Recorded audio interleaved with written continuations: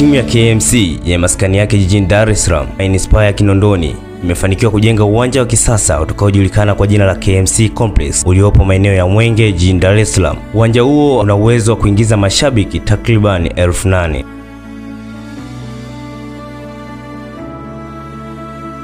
Klabu ya Simba ni klabu mojawapo kutoka katika ligi kuu ya Tanzania bara ambayo imetuma maombi ya kutumia uwanja huu wa KMC kama uwanja wao nyumbani.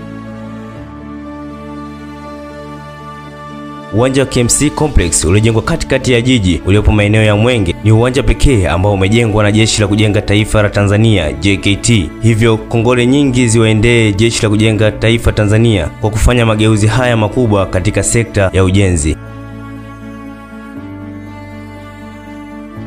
Uwanja huu wa KMC Complex umeanza kutumika rasmi katika michuano ya Sekafa Kagame Cup kwa kuzikutanisha timu za Al Wahda dhidi ya JKU kutokea kule Zanzibar.